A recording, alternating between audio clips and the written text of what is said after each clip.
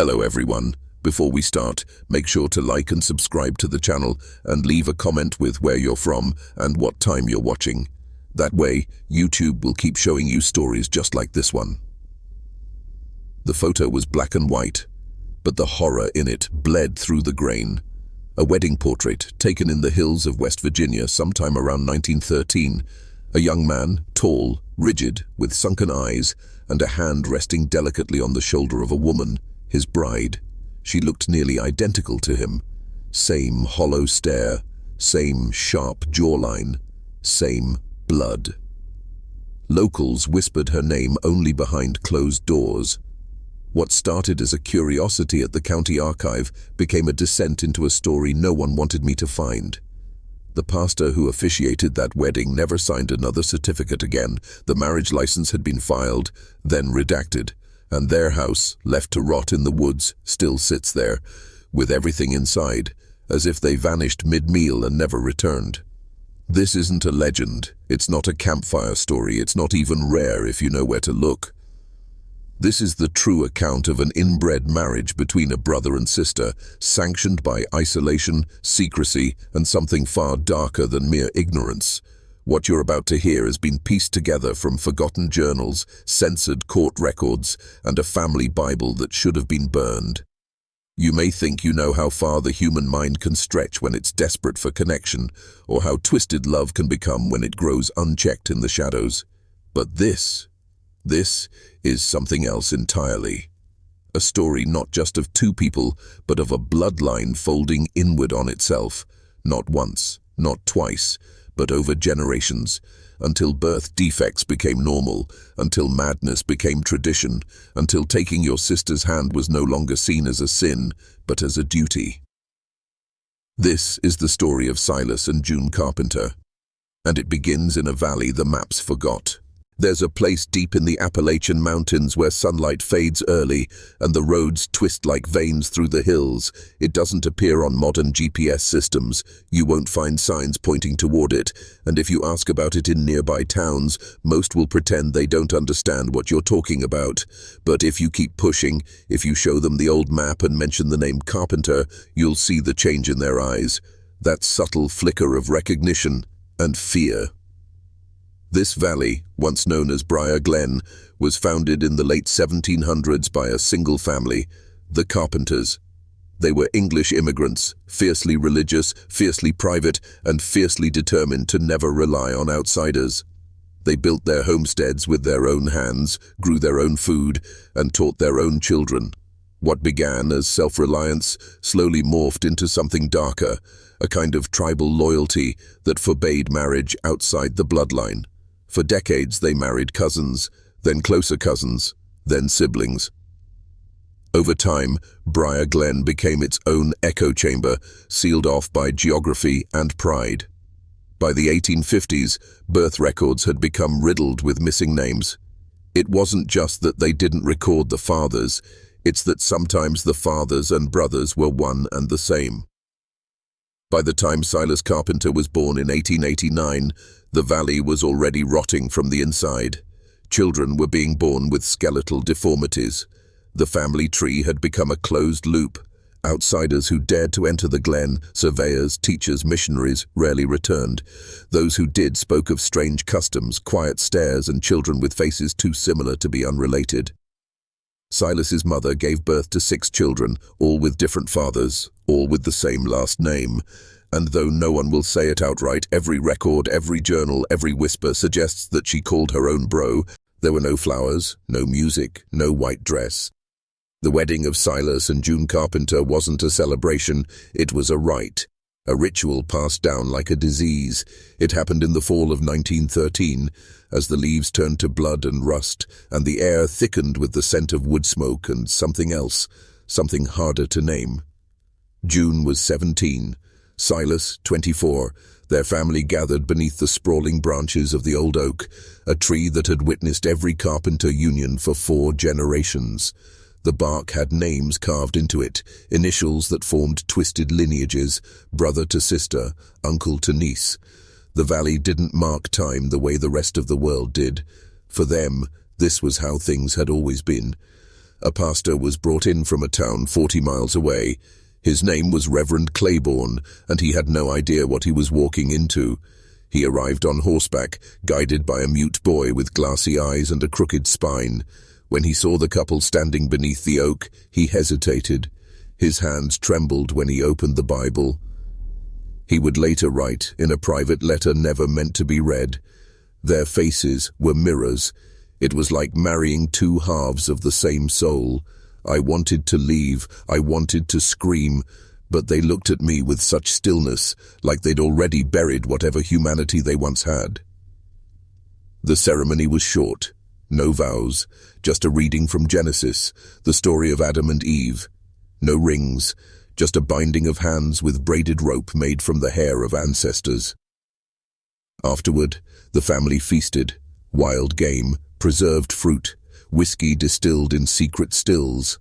The newlyweds were sent to the Carpenter homestead on the ridge, a 2-story cabin choked with vines and rot. They would live there alone. They would raise children there, and no one would question it. But there was something off in that house. Locals claimed lights could be seen at Strand, G hours. Whispers floated through the woods even when no wind blew. One boy, now an old man, swore he saw June at the window late one night, her face pale and hollow, her eyes fixed on nothing at all. And Silas. He rarely came down after that day. It was as if the ceremony had sealed them both inside something far older than marriage. Something darker. The first child was born the following spring. A boy, pale, sickly and silent. He never cried, not once. He simply stared, unblinking, at the rafters above his cradle as if he saw something the adults couldn't. They named him Elijah, after a grandfather who'd married his own niece and died of an infection no doctor could explain. Over the next 8 years, Silas and June had 4 more children. Each birth was more difficult than the last. One came early, barely breathing, and was buried under the porch within hours. No one recorded a name. Another, little Alma, was born with a cleft palate and fused toes. She lived until the age of 5, then vanished from the records entirely.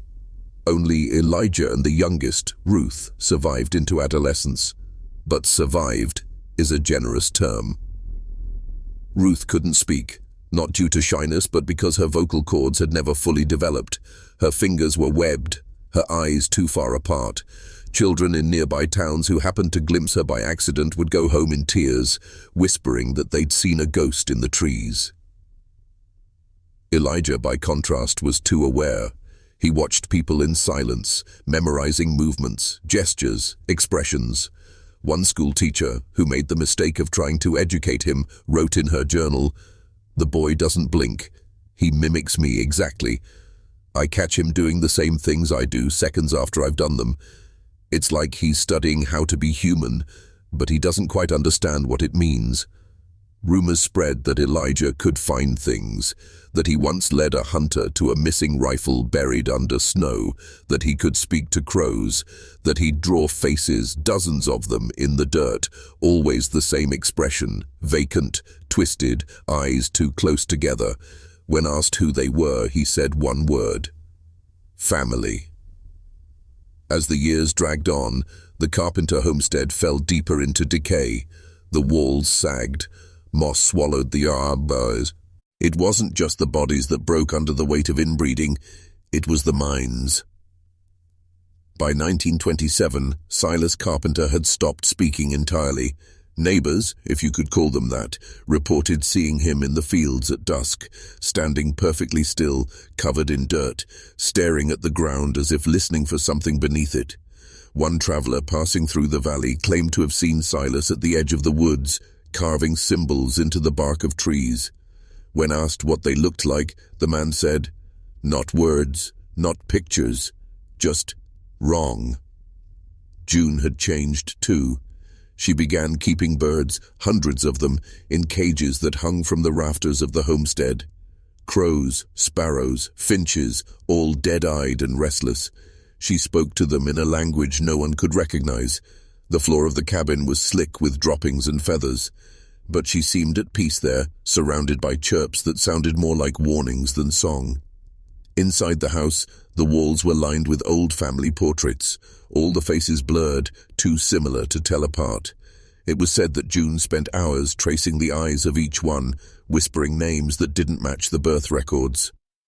Then came the night the sheriff returned. His name was Deputy Ray Harlan. He was young, brave, too brave. Locals warned him not to go back to the Carpenter house, but something had happened. A hunter had gone missing near the ridge, blood on the leaves, drag marks in the soil. Harlan rode up the hill alone. He entered the house. He never came back. 3 days later, his horse returned to town without a rider. Its eyes were wide, foam at its mouth. Something had terrified the animal so badly it refused to cross the county line again. When a search party was formed, no one volunteered. Only a retired judge offered a theory. One whispered with a trembling voice over whiskey, "I knew their great-grandfather, the Mad." Ness started with him. He used to say there were things beneath the house, bones that remembered, and that if you listened closely, you could hear them breathing. If you're still watching, you're already braver than most. Tell us in the comments, what would you have done if this was your bloodline? Because the Carpenters didn't just marry wrong, they buried something wrong, and it was waking up. In 1933, during a particularly harsh winter, a traveling preacher named Amos Greer made it to Briar Glen. He'd heard whispers of the Carpenters all his life, how their valley wasn't marked on maps, how their children were born with the sins of their fathers in their bones. He didn't come with the intent to save, he came out of morbid fascination. Greer kept a diary. Most of the pages are unreadable now, water-damaged, warped, but what remains paints a picture of a man who believed he had found not just depravity, but damnation itself. He stayed one night. In that single night, he claimed to have been shown the Carpenter family Bible. A massive leather-bound volume, held shut with iron clasps and hidden beneath the floorboards under Silas's bed. It contained no scripture. Instead, it was filled with names, dates, symbols, blood smears. The first page read simply, "We keep the line pure. God is a circle." The book traced the family back 8 generations. Each generation had fewer names, but more deformities, more notes beside entries, tongueless, watched the wall, died before speaking. The margins were filled with drawings, a spiral that tightened with every page, faces with no mouths, limbs curled backward. And then came the final entry. Ruth Carpenter, born 1926. Father, Silas Carpenter. Mother, June Carpenter. Also listed under bride. The ink was different, fresher, the handwriting shakier. There was no mistake. Silas hadn't stopped with his sister. He had taken his daughter too. The Bible ended there. No further births recorded. Greer said Ruth, now 7 years old, never blinked. That she followed him from room to room, always smiling. That she held a dead bird in her hand the entire time. When asked about her mother, she simply said, "She's under the house now." Greer fled before sunrise. He left everything behind. He never preached again. Locker. All say that was the last time anyone saw the Carpenters alive. No one returned to the house. No one tore it down. Some believe it burned, though there's no record of fire. Others say it still stands, rotting quietly in the woods, filled with feathers, bones, and a book that should never be opened again. But if you ever find yourself near Briar Glen, and the wind changes, don't look up at the house. And whatever you do, don't answer if someone knocks. Decades passed. Briar Glen disappeared from county documents.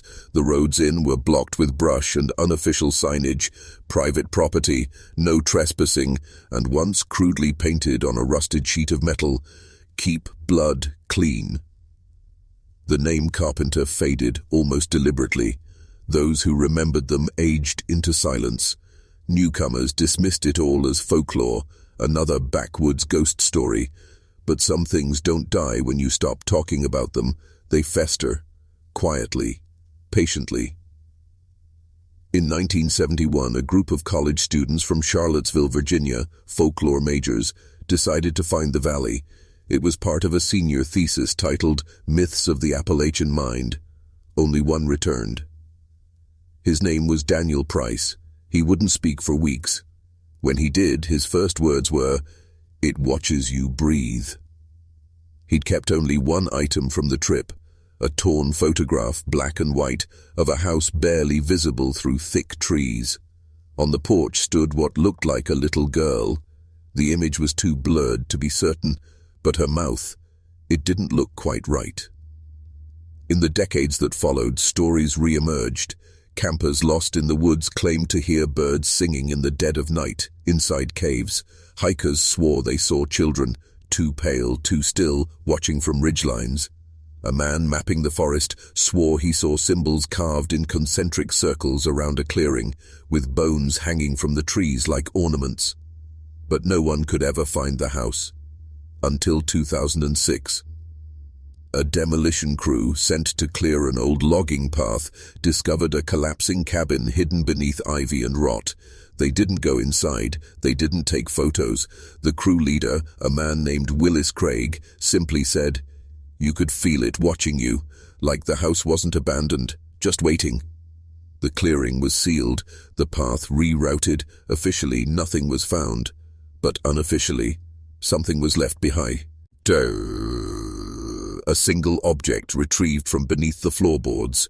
A leather-bound book, soaked through, sealed shut with rusted clasps. The team gave it to the Historical Society in Charleston. It was never catalogued. No one knows where it is now, but if you ask around, if you find the right archivist, the one with the tired eyes and the scar on his hand, he'll tell you in a whisper, the Carpenters didn't die out. They folded in. And what lives in that house is still waiting for someone to come home.